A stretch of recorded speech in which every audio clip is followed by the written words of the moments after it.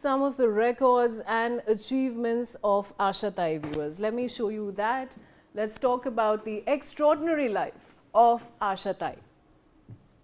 Now, record 9 Filmfare Awards, including 7 for Best Female Playback Singer, 1 Special Award and 1 Lifetime Achievement Award.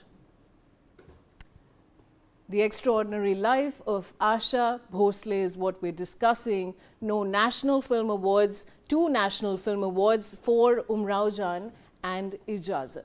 And who doesn't remember these films, viewers? So that's the incredible life of Asha Bhosle. 2000 Dada Saheb Phalke Award. In the year 2000, she gets this award. Now in 2008, Padma Vibhushan Award.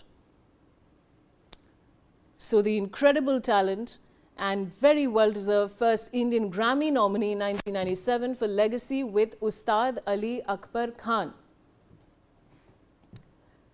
So that's a huge feat in itself. And 18 Maharashtra State Film Awards, viewers. 18 Maharashtra State Film Awards.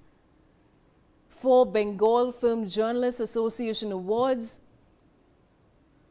And this, viewers, is the extraordinary journey of Asha ji. The talents, of course, is recognized with all of these awards that she got. And I have Shahid Ansari joining me live from Breach Candy Hospital in Mumbai to get us the latest updates. Shahid, जो latest जानकारी है वो क्या है? आप breach candy hospital के बाहर हैं. कौन से बॉलीवुड के एक्टर्स आए हैं वहाँ पे आशा जी को अलविदा कहने?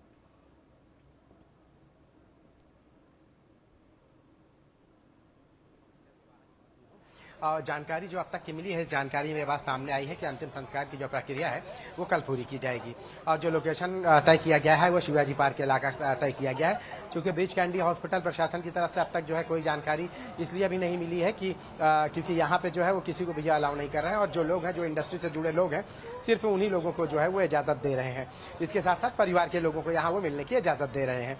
अब तक की जो जानकारी मिली है, जानकारी में बात सामने आई है कि कल उनका पार्थिव शरीर यहाँ से जो है शिवाजी पार्क इलाके में ले जाया जाएगा और वहीं पे जो है लोगों के लिए दर्शन के लिए, अंतिम दर्शन के लिए रखा जाएगा। फिर उसके बाद जो है वहीं शिवाजी पार्क इलाके की शमशान भूमि में जो है उनका अंतिम संस्कार किया जाएगा।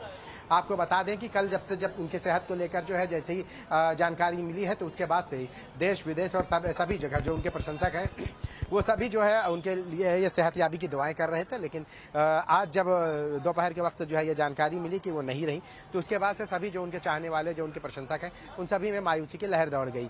कई लोग ऐसे रहे हैं जिन्होंने जो है कल से ही मंदिर, मस्जिद, गुरुद्वारा, चर्च, दरगाह हर जगह जो है उनकी सेहत के लिए दुआएं कर रहे थे। लेकिन अफसोस इस बात का रहा है कि वो आखिरी सांसों तक जो है लोग जो है उनके जिंदगी, उनके बेहतर सेहत के लिए जो दुआएं कर रहे थे, लेकिन डॉक्टर उनको बचा नहीं पाए।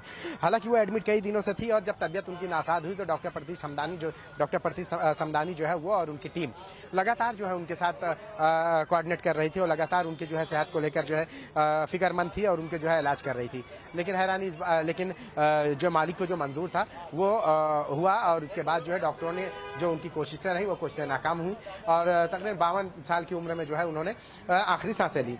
आशा भोसले की अगर हम बात करें, चूंकि परेल इलाके में वो रहती थी और परेल इलाके में भी जो है उनके घर के पास भी जो है काफ़ी लोगों की जो है तादाद है। और यहाँ पे अगर हॉस्पिटल के बाहर की बात करें तो यहाँ पे भी जो है मीडिया के साथ साथ जो लोग हैं वो भी जो है उनको सोच रहे हैं कि अंतिम दर्शन के लिए उन्हें यहाँ ब्रीच कैंडी हॉस्पिटल में उनको इजाज़त दी जाए। लेकिन ब्रीच कैंडी हॉस्पिटल का जो एक सिस्टम, एक रूल है, रूल के तहत जो है सिर्फ परिवार और बॉलीवुड से जुड़े जो लोग हैं उनको ही यहाँ आने की इजाज़त दी जाएगी। बाकी जो लोग हैं, जो प्रशंसक है, जो उनके जो दर्शन करने के लिए लोग हैं, उनको जो है उनके घर या तो शिवाजी पार्क जहाँ पे जो है पार्थिव शरीर उनका रखा जाएगा।